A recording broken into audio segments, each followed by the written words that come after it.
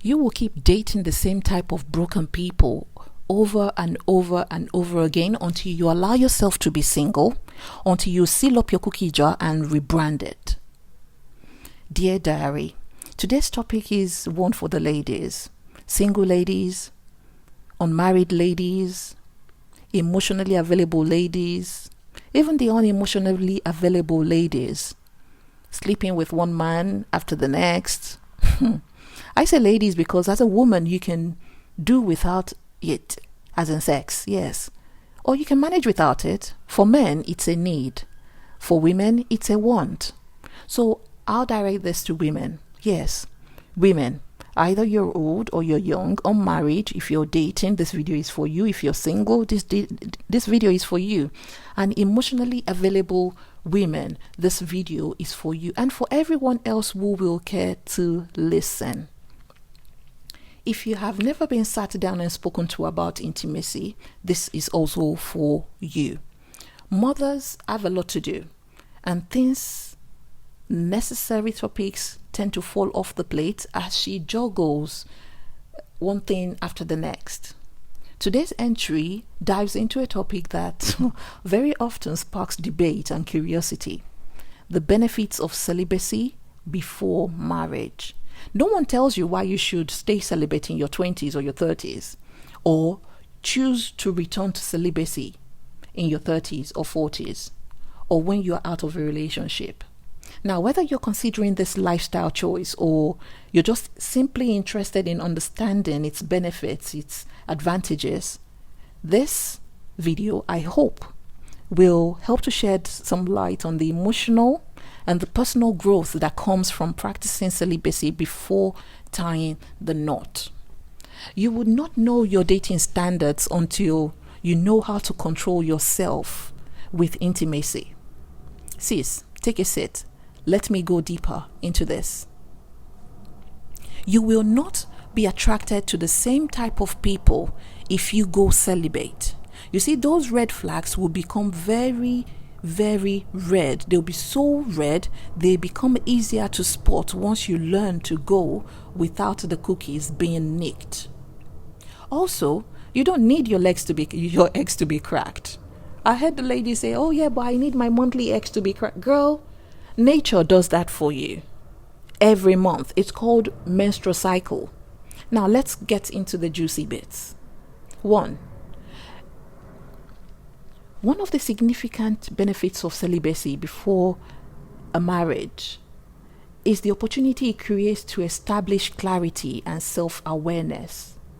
You can concentrate on gaining a profound awareness of yourself, your beliefs, your standards, and your long-term relationship goals by foregoing that physical contact. You see, celibacy allows you to dedicate time to self-reflection. You're able to explore your own aspirations. You have a clear head. You're able to identify the qualities that you desire in a long life partner. Once you get into the flow and habit of getting that cookie jar dipped every now and again, your mind gets muddled up. I don't know why people don't get that. I'm not saying be celibate for life, only for a short while, and during which you will build this formidable mind, a strong sense of self. You will know how you've got it. You will know you've got it when your ideal or your unideal person manifests. You will know you've got it when your ideal or unideal person manifests. You can actually think with your brain, and you're not pushed by the sensation in between your legs. Celibacy helps to build a solid foundation for a future relationship. Do you know what that does? It helps you ensure that you enter into that relationship with a clear sense of personal identity, which is lacking on the streets today.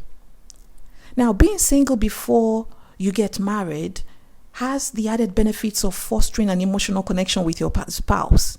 A lot of couples are out here just winging it. Do you know couples are able to better concentrate on creating a solid emotional bond that is based on trust, based on communication, on shared values, when there is no physical closeness to interfere? We're not constantly opening the cookies to settle quarrels. Any little thing, oh, it's a make-up sex. Now, Sometimes it helps, but it should not always be the option, because the issues will remain unresolved. We're simply sweeping them under the carpet. Because if we keep doing that, what do you think will eventually happen? The cookie jar lid will fall off and cookies will get rotten. The jar becomes empty and we have to refill it. Lord have mercy.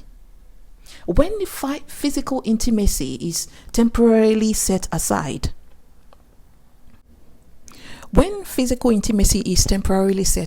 you and your person are able to explore other ways, reasonable and beneficial ways of connecting on a deeper level, through meaningful conversations, through creating shared goals, through building a solid emotional bond.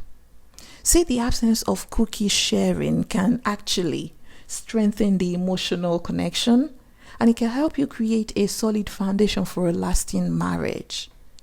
Cookie dipping is part of marriage, but it's not all of it.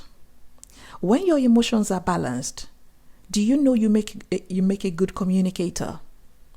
Well, if you've never been told, that's your message for today. I think everyone knows by now that effective communication is crucial in any relationship, right? Celibacy before marriage allows you to develop. It helps you refine your communication skills. You're not blabbering your life away without the distraction of physicality. Cookie dipping is a distraction. After all, I'm only suggesting you close shop for a while, not forever. When sexual intimacy is not present, you are forced to rely on open and honest communication, conversation, to express your desires, your expectations, your boundaries. And do you know what you get in return? You get a deeper understanding of each other's needs, and in turn, you get better at building healthy communication habits. And those things will benefit your relationship and marriage in the long run. The stress that you get from sexual closeness is reduced. And your actual relationship builds as a result of celibacy. So next time bro comes along, say shop is closed. When you go celibate, you're able to build a strong emotional and mental bond. And that it requires time, it requires patience, it requires effort, because you're refraining from physical intercourse. You see, when the right person shows up, you can both take a patient approach. You get to know one another on a different level. You get to know each other better. And then you develop feelings for this person. And it goes beyond physical desire, because you are attracted to the way they speak, the way they assert themselves. That connection becomes stronger. You get with this person of your desire because they can fulfill you. As in, they can even fulfill your cookie jar to the fullest. When you smile, they are there to make you smile wilder, because you're busy thinking. The world is thinking, who are these people? It happens, and you can have that only if you stay disciplined. I know there aren't many virgins nowadays. Who am I to think so? I'm so naive. But sis, all you need is celibacy. For your own sanity, do it. There are several advantages to choosing celibacy. It won't kill you. No. It will help you develop clarity, mental clarity. In fact, you will develop so much self-awareness. Not the wrong self-awareness where you have to exclude people. You will get to know so much about yourself. And you have this solid sense of personal identity. Eventually, when the right person comes along for you, you have an increased emotional closeness. It will encourage efficient communication. You have a lesser strain that comes with physicality and all of these things. They will contribute to a stronger, more satisfying marriage for you. Even relationship. Let's not even go to marriage now. It will contribute to a stronger relationship for you. But remember, the decision to practice celibacy is a personal one. One size doesn't fit all, as in literally. It's important for us to know and to have these conversations, whatever your choice may be. The most important aspect is to prioritize yourself and your mental health, but also have a mutual respect, understanding, and open communication in your relationship.